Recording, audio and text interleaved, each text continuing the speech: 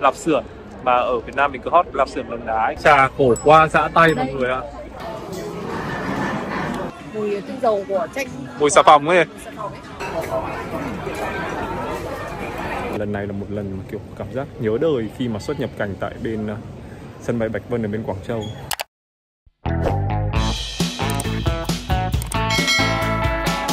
Đi thôi.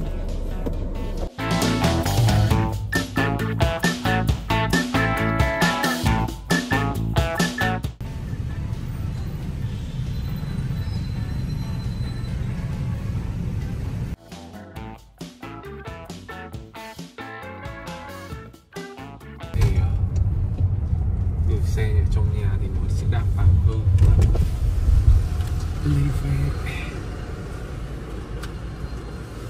Rồi. Sau đó thì chúng ta sẽ cất xe ở trong này.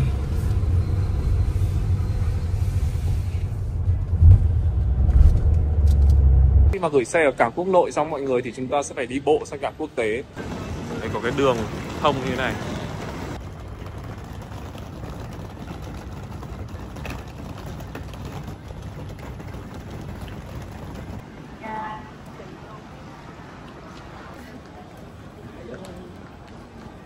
Vào trong phòng chờ. Đây là chiếc bàn quen thuộc của vợ chồng mình, luôn luôn ngồi ở trong góc. Cái góc mẹ ngồi đẹp ơi đẹp. Rồi máy bay đằng sau ấy, bên kia này. Bữa đầu tiên trong chuyến đi. Phở bò một lát. Phở bò một lát á? Ừ đúng rồi, một lát thôi. Đói quá.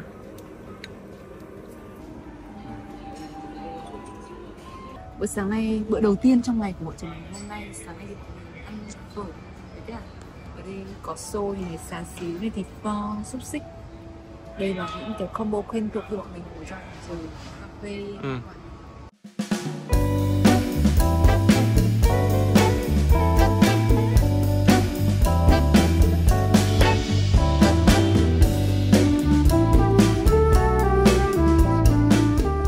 Từ thành phố Hồ Chí Minh đến Quảng Châu thì sẽ có thời gian bay là 3 tiếng. Trên chuyến bay thì các bạn sẽ được phục vụ bữa ăn nóng nhé, tại vì là chúng ta đi đúng vào tầm giờ trưa mà. Chuyến bay này thì khá là vắng cho nên là chỗ ngồi thì cũng rất là thoải mái. Trên chuyến bay thì bọn mình có download phim và mang thêm cả máy chơi game nữa cho nên là thời gian trôi qua rất là nhanh. Loáng một cái thôi là chúng mình đã bay đáp tới Quảng Châu rồi.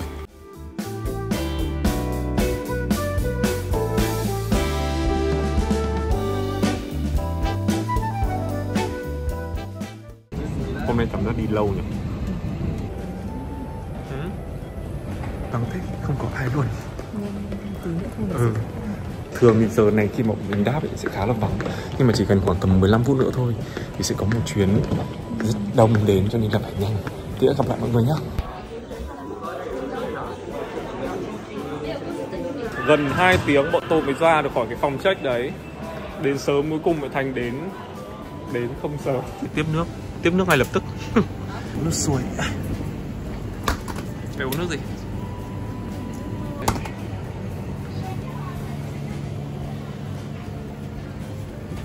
Lạp xưởng mà ở Việt Nam mình cứ hot lạp xưởng Đồng Đá ấy. Cái này nó có cả ngô ở bên trong này.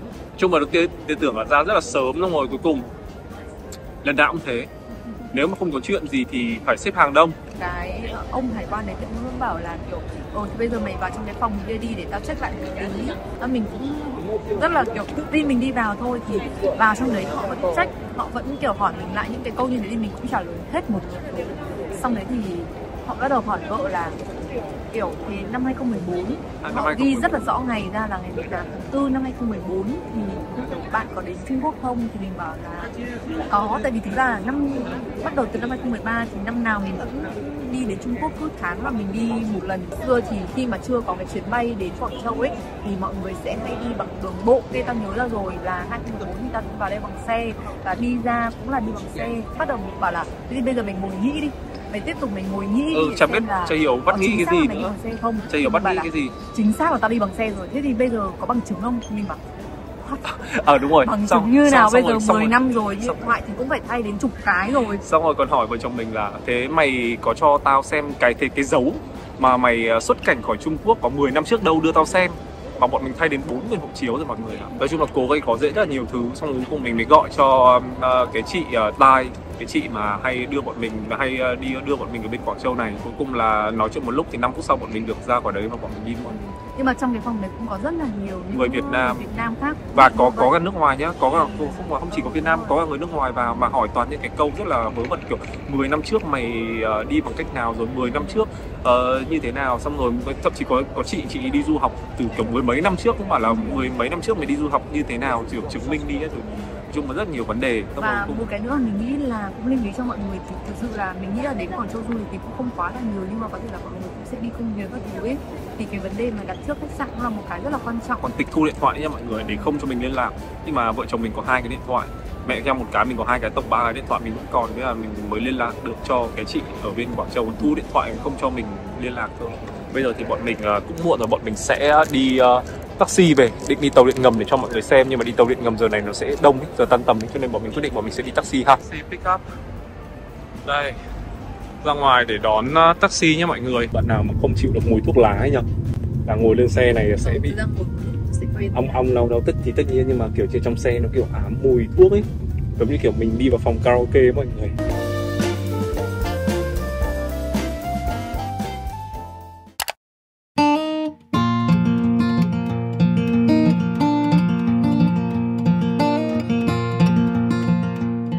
Bây giờ mình sẽ dẫn mọi người đi tàu điện ngầm ở Quảng Châu nhá. Đi rất là dễ. Mọi người nhìn thấy những cái cột đỏ đỏ này không? Đây, những cái cột đỏ đỏ này nó sẽ chỉ về hướng của tàu điện ngầm. Tàu điện ngầm ở Quảng Châu thì cũng giống như là ở Hàn, là mỗi line thì sẽ có số, và mỗi số thì sẽ là một màu luôn. Cho nên là chúng ta sẽ rất là dễ để mà nhận biết và đi.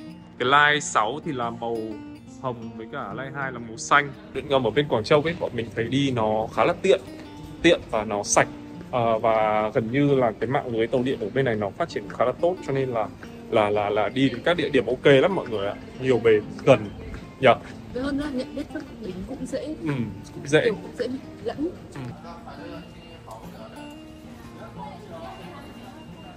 Chúng ta bây giờ sẽ đến line số 1 màu vàng và đến địa điểm này.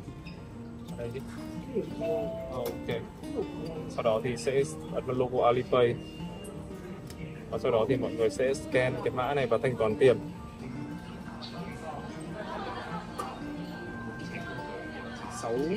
6 tệ tương đương với khoảng là 20.000. 20.000. Và ở 20.000. Đây thì cái vé lượt ở bên Quảng Châu nó sẽ như thế này mọi người ạ. Cái vé lượt nó sẽ là cái đồng xu như thế này.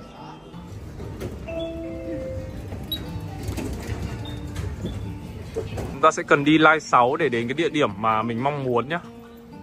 Đây, biển chỉ dẫn này, nó sẽ có luôn cả tiếng Anh, cho nên là mọi người đi rất là dễ dàng. Giờ này thì bây giờ đang là 6 giờ kém rồi, đúng giờ tan tầm, cho nên là mọi người cũng sẽ thấy là sẽ rất là đông.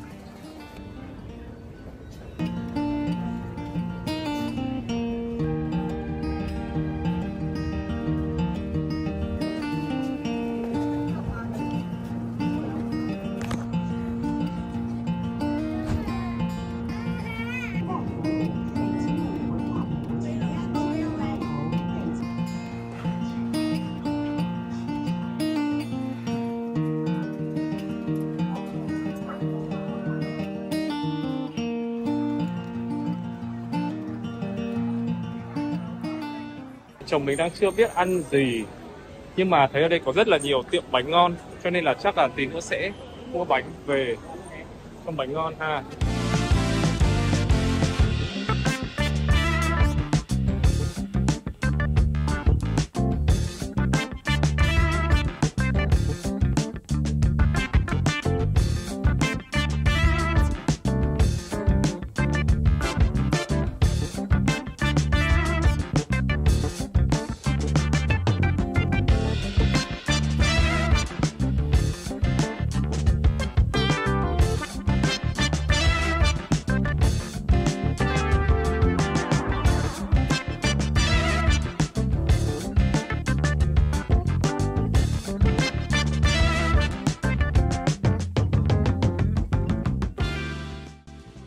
Ở bên này thì bây giờ là không còn menu giấy và không có nhân viên phục vụ ra đưa menu cho mọi người ạ.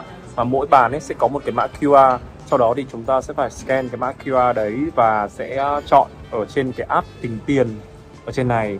chọn món xong, tính tiền xong thì nhân viên họ sẽ bê đồ ra cho bạn. Bây giờ hầu như là tất cả mọi nơi thì họ sẽ đều gắn cái pass wifi ở cái chỗ cái mã QR để mọi người tra menu. Cho nên là nếu mà mọi người sim mọi người không có 3G hay không có internet các thứ thì mọi người không phải lo ha. Mình nhìn hình thôi là được rồi.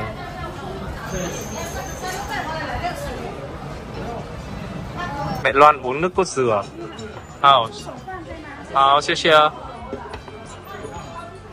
Mình gọi trước một phần là cơm với cả chân giò kho. Chân giò thì rất là mềm. Mềm đúng không? Vị ngon cực kỳ. Cả mọi người thế nào nó giống như cái món lòng mình ăn ở bên Thái mẹ.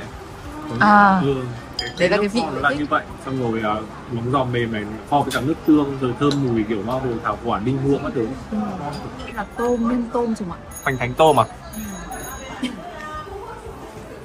Chậm.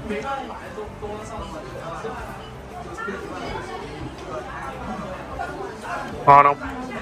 Một đĩa lòng kho ở đây nữa. Cái này ăn với cơm ngon lắm này.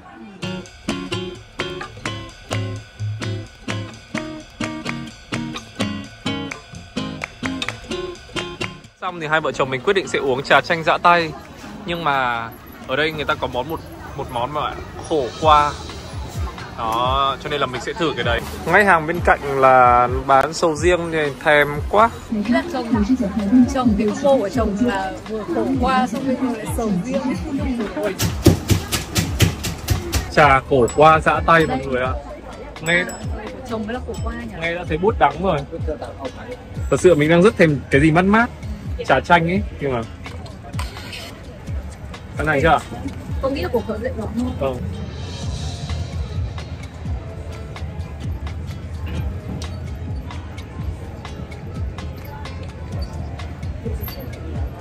Thử.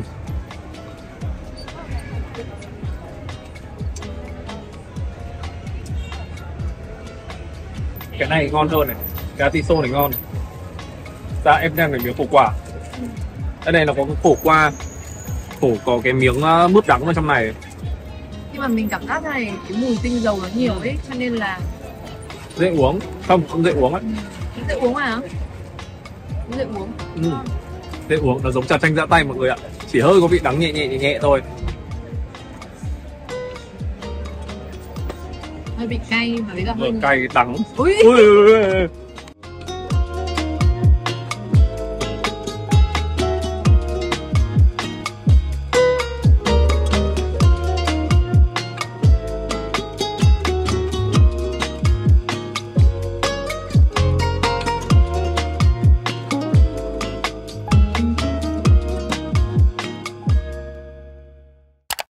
Sáng ra là phải có cà phê, một cà phê thui. Bố chắc vẫn uống cái Starbucks rồi. Nhưng anh nghĩ màu nâu nhạt thì sẽ dễ uống hơn. Đây là cái bánh croissant mà tối qua bọn mình đã mua ở chỗ Đông San Khẩu này. Ôi mình hỏi có nhân xá xíu không thì đây người ta bảo bánh này. Đây trong cái bánh này có cái nhân xá xíu ấy mọi người. Cứng mất rồi, thế là mất độ giòn rồi. Giòn, ngon nha. Ngon. Ngọt nhỉ? Ở ngoài rất đường caramel à?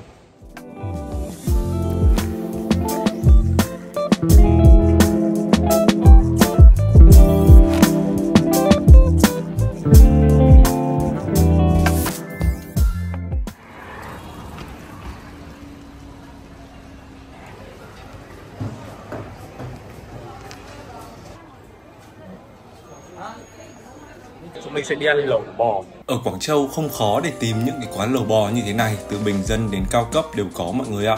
Và chủ yếu ấy là mình thấy mọi người ăn lẩu bò nhiều hơn là lẩu hải sản hay là lẩu lợn. Có một điều đặc trưng của người Quảng Đông cũng như là người Quảng Châu, đấy là cực kỳ thích uống trà, cho nên là mỗi bàn luôn có một cái ấm trà nóng như thế này để tráng bát, và cái nước trà này cũng có thể uống được luôn. Nếu mà bạn nào ở Việt Nam mình đã đi ăn lẩu như hai đi Lao ấy, thì chắc là cũng sẽ không còn xa lạ với những cái mô hình lẩu ở bên Trung Quốc này. Ở cái quán lẩu này thì hầu như tất cả mọi thứ nó đều là tiếng Trung, cho nên là bọn mình không biết dịch như thế nào. Hôm nay thì bọn mình chỉ gọi nước ninh xương thôi, tại vì là vợ chồng mình thì không ăn được cay. Các bạn trông những cái đĩa bò này nhìn nó có hấp dẫn không? Bò rất là tươi, cho nên các bạn chỉ cần cho vào và trụng sơ thôi là chúng ta ăn ngay được rồi. Tối nay thì hai vợ chồng mình đi ăn tối với cả chị Phượng. Chị Phượng là người dẫn mình đi lấy hàng ở bên Quảng Châu từ cách đây 11 năm, từ năm 2013. Là thời gian đầu vợ chồng mình chưa biết tiếng nhiều thì chị Phượng vẫn đi cùng. Nhưng mà sau này khi mà bọn mình biết tiếng nhiều hơn rồi thì bọn mình chủ động trong cái việc đi lại và chỉ gặp chị Phượng trong cái việc gửi hàng thôi. Nói chung là ở Quảng Châu thì mình là người có chị Phượng là mình thân nhất. Bất kỳ có vấn đề gì, kể cả hôm trước ở sân bay ấy, giải quyết vấn đề là cũng gọi cho chị Phượng để chị Phượng đứng ra giải quyết cho vợ chồng mình luôn.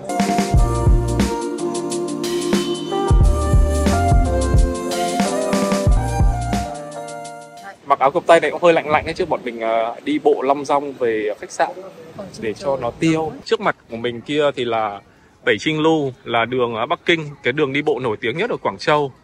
Đây xung quanh đây thì nó là những cái khu mà cũng trung tâm của Quảng Châu đấy. Trung tâm mới thì ở bên kia cầu, còn đây là cái trung tâm trước đây, trung tâm cũ nhưng mà cũng rất là nhộn nhịp. Bên này thì cảm giác nó kiểu cổ kính mà nó văn hóa hơn nhỉ. Còn bên kia là kiểu nhiều nhà cao tầng bên Thiên Hứa, quận Thiên Hà. Chắc là đợt sau nếu mà bọn mình có qua Thiên Hứa, bọn mình quen gọi là Thiên Hứa, là cái tiếng phiên âm của cái khu đấy thì dịch ra tiếng Việt mình nó là quận Thiên Hà. Cái mô này thì ngày xưa bọn mình đã từng đi rồi, thì ngày xưa cái đường trước mặt này nó không phải là đường đi bộ, cái đoạn này nó vẫn đi xe vào. Nhưng mà sau mấy năm thì bây giờ cái đường Bắc Kinh Lù là nó đã mở rộng thêm cả ra cái đoạn này. Và cái mô này cũng là bao gồm trong cái đường đấy luôn. Và chỗ này là đi bộ hoàn toàn rồi.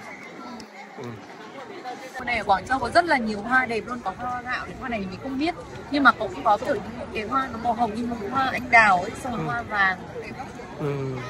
Trông mẹ đứng chỗ này quay lên đẹp phết.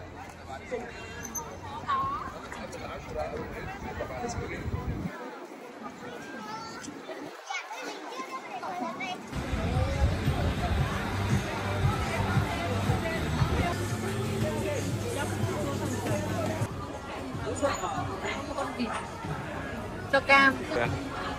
Nhá này mình chưa uống. Ngon không? Mùi tinh dầu của chanh. Mùi xà phòng ấy.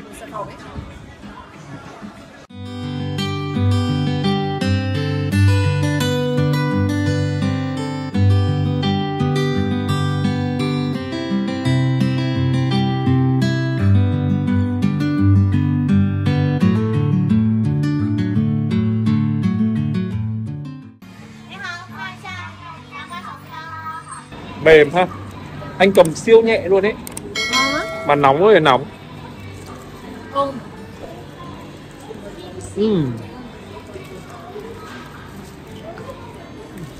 Thơm nhở. Nó chỉ là bánh mì ngọt thôi nhưng mà có bơ mặn. Ngon thế. Bánh mềm nhở. Ngon.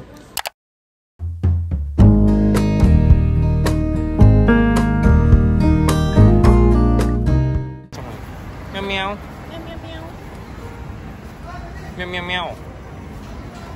Vợ chồng mình cũng xong hòm công việc rồi mọi người. Bây giờ thì bọn mình sẽ đi ăn tối.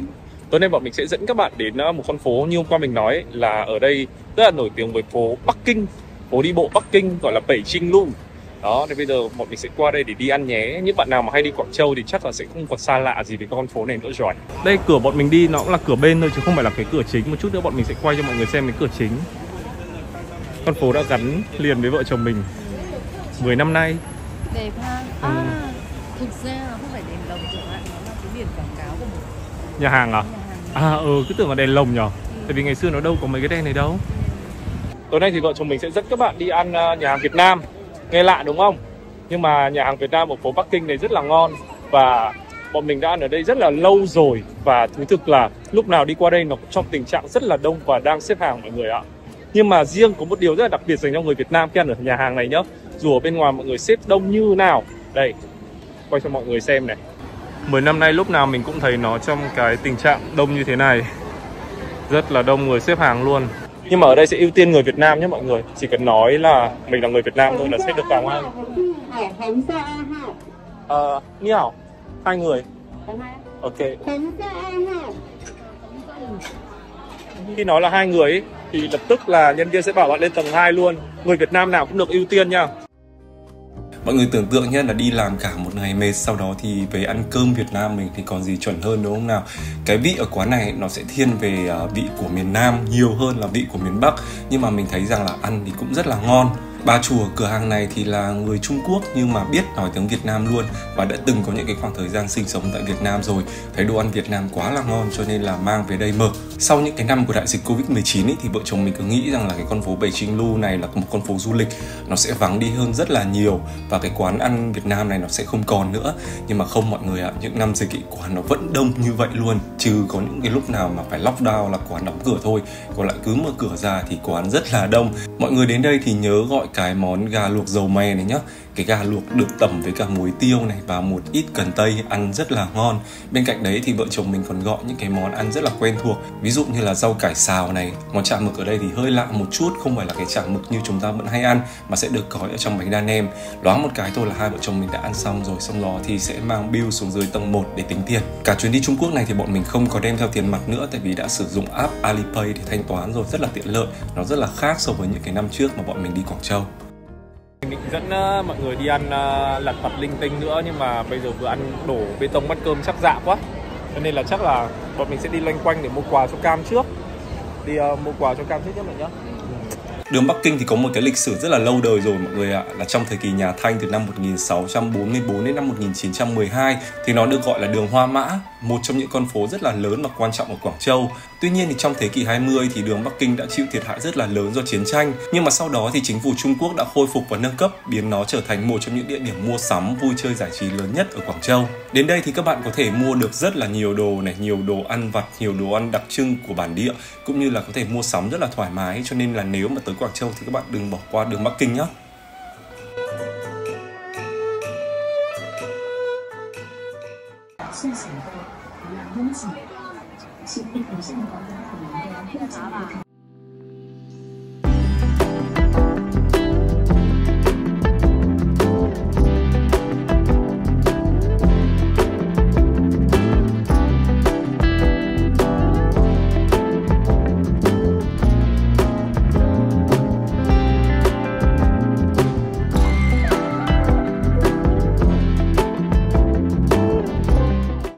Chưa biết mua gì cho Cam.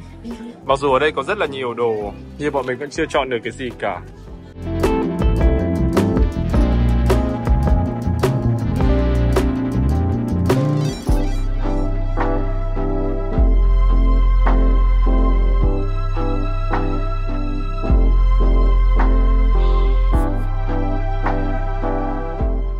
Scan thử xe đạp nhé mọi người.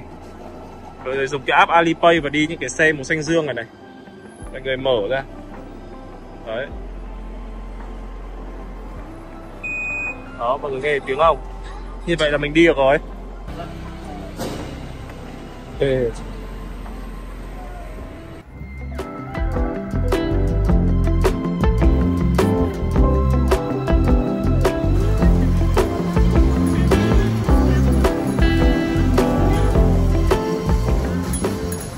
Con đang làm gì đấy?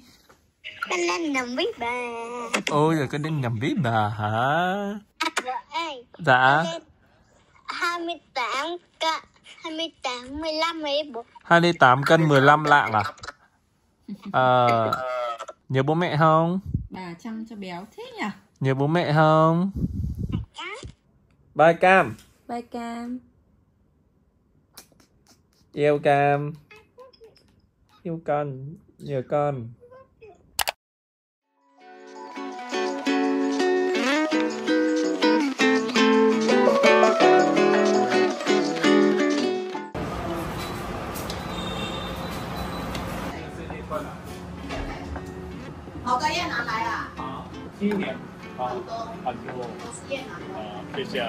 Mình ăn trưa với bọn mình nhá. Ở gần chỗ bọn mình lấy hàng ấy thì có một hàng háng cào rất là ngon. Có hai loại, một loại là nhân hẹ, một loại là nhân thịt ngô. Cánh này thì được áp chảo ăn mọi người, cho nên là nó sẽ giòn bên dưới. Có một lần là chồng không đi được, xong vợ mua về về nhà chồng cày. Tận Việt Nam cho mình ăn, rất ngon. Hoành thánh nước đấy mọi người, trong này thì sẽ có rau cải, kiểu xà lách này, với cả cái này. Cái hoành thánh ở đây nó rất là ngon vì có tôm ở trong ấy, mọi người nhìn thấy con tôm đây không? Ăn giòn cực kỳ luôn.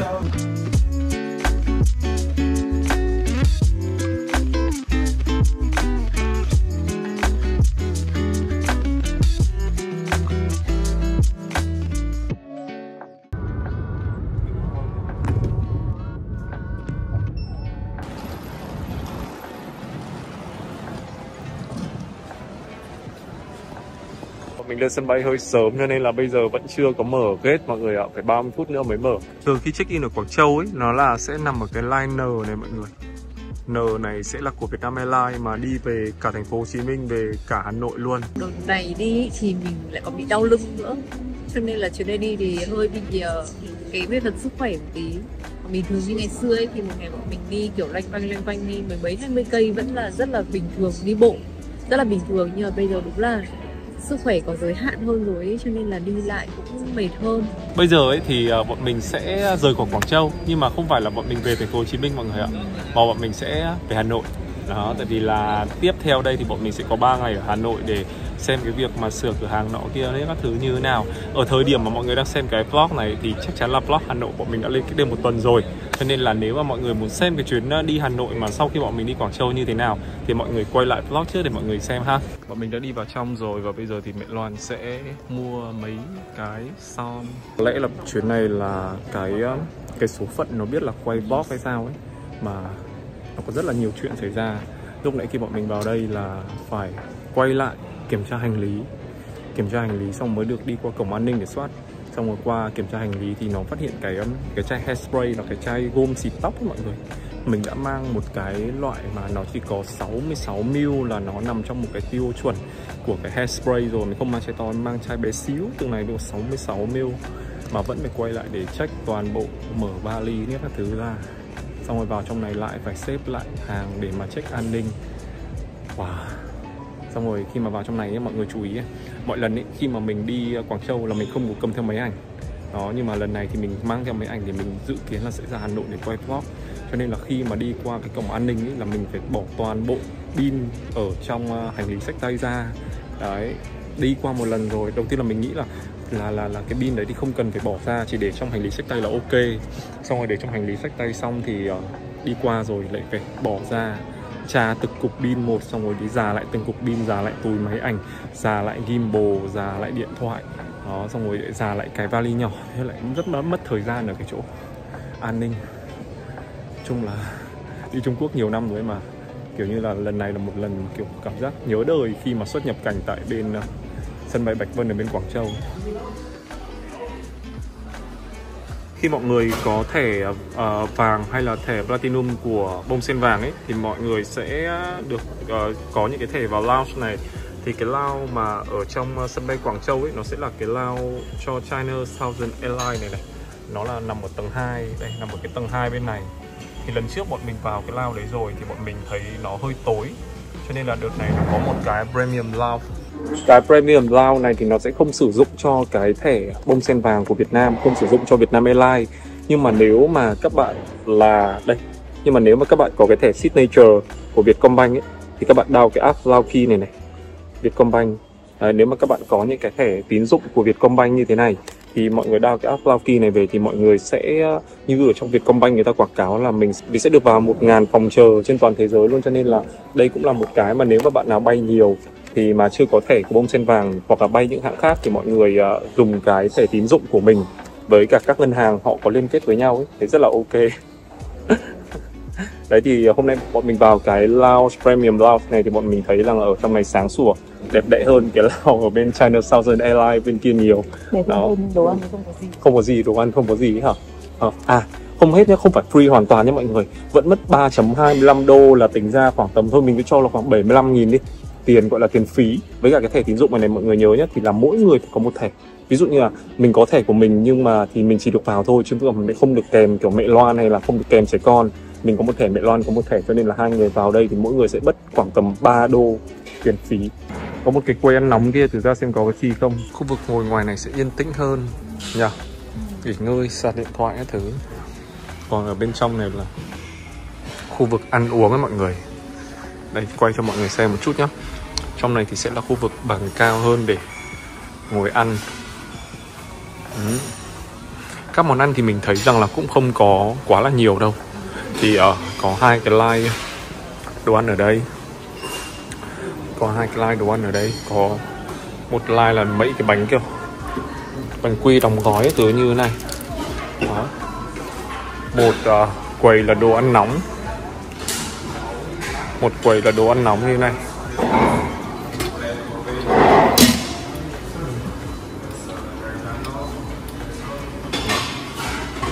Đấy, với cả một cái quầy pha chế cà phê ở trong này, một tủ nước. Hết rồi. Trong này là chỉ có như vậy thôi, không có gì nhiều. À, có một cái quầy ăn nóng nữa, nhưng mà giờ này thì họ không phục vụ nữa rồi. Bây giờ là 2:30. Bình thường mình quay về Sài Gòn là chuyến mấy giờ nhỉ mẹ nhỉ? 3:20. 3:20 là Sài Gòn. Chuyến Sài Gòn thì sẽ sớm hơn chuyến ở Hà Nội khoảng tiếng. Bọn mình cũng có rất là nhiều những cái vlog mà bọn mình ở nhà rồi, có nhiều cái vlog bọn mình kiểu đi công việc ở Việt Nam rồi, thì bọn mình cũng muốn là sẽ quay lại những cái kỷ niệm mà bọn mình đi làm ở bên Quảng Châu, nó gắn liền với tuổi trẻ của mình ấy, làm việc ở đây rồi là gần như là dành tuổi thanh xuân ở đây cũng rất là nhiều. Bọn mình đang có một cái dự định, mỗi lần vợ chồng mình đi Quảng Châu là bọn mình sẽ có một cái visa của Trung Quốc. Thì bọn mình đang tính là không biết rằng là bọn mình có nên đến các vùng khác của Trung Quốc để mà tranh thủ để đi du lịch không. Tiện một công visa như thế thì đi có mấy ngày Quảng Châu rồi về thôi, mình thấy cũng khá là phí, cho nên là bọn mình cũng đang muốn là hàng tháng nếu mà mỗi cái dịp mà tới Quảng Châu thì bọn mình sẽ sắp xếp thời gian để đi, có thể là Thượng Hải, có thể là Bắc Kinh, có thể là Tứ Xuyên, Hàng Châu, đấy rất là nhiều nơi. Đó thì mọi người comment cái ý kiến của mọi người ở bên dưới nhá. Như Bục Kiên có nói đấy là bọn mình có một cái vlog ở trước đấy, nếu như mọi người chưa xem thì hãy click vào để xem nhé. Bọn mình muốn trên kênh YouTube này thì ngoài những cái khoảnh khắc bọn mình đi chơi ra thì mình sẽ chia sẻ cho mọi người nhiều hơn về công việc cũng như là những cái khoảnh khắc bọn mình đi làm. Đại loại là ngày xưa ấy bọn mình đi như này bọn mình cũng không có muốn quay vlog, cho nên là sau này khi mà mình muốn coi lại những cái khoảnh khắc đấy của mình trông như nào mình không có, mình muốn ghi lại để sau này mình sẽ có cái để mình xem hồi trẻ mình đi trông như thế nào, mà hồi sau này lớn thì đi như thế nào. Lần đầu tiên mình đến Quảng Châu là từ năm 2012 để buôn bán mẹ heo, thì sau mình một năm ít kinh nghiệm hơn là 2013 thì mẹ heo mới đi Quảng Châu nhỉ. Đúng, nhưng em đi nhiều lần hơn anh. Nhưng mà mẹ heo đi nhiều lần hơn mình, đắt hàng hơn mọi người ạ. Ngày xưa mẹ heo đắt hàng hơn. Cái việc buôn bán này nó chính cái sợi dây kết nối đầu tiên để cho hai vợ chồng mình từ những ngày đầu tiên khi quen nhau rồi yêu nhau rồi có một cái chung, đấy chính là cái công việc buôn bán này. Sau khi mà bọn mình quen nhau thì bọn mình mở tới cửa hàng thứ 2, cửa hàng thứ 3, cửa hàng thứ 4, và đến bây giờ là cũng đã tròn 10 năm mà bọn mình kiểu như là làm cái công việc này cùng với nhau rồi. Đây là một cái sợi dây liên kết của hai vợ chồng mình với nhau ấy mọi người. Ok, có lẽ là bây giờ bọn mình sẽ kết thúc cái video này ở đây nhá. Và vẫn câu nói quen thuộc thôi là nếu mọi người thích thì ấn like, subscribe, click vào cái chuông và tiếp tục ủng hộ gia đình Cam Cam nhé. Bọn mình sẽ có thật là nhiều video hay, nhiều vlog hay để gửi tới mọi người. Và mọi người đừng quên là hãy xem vlog của bọn mình vào sáng thứ 7 hàng tuần vào lúc 10 giờ sáng, thì bọn mình sẽ vlog vào cái khung giờ cố định như thế để cho mọi người dễ đón xem. Mọi người nhớ nhá, 10 giờ sáng vào thứ 7 hàng tuần. Bye bye, hẹn gặp lại mọi người vào thứ 7 tuần sau. Bye.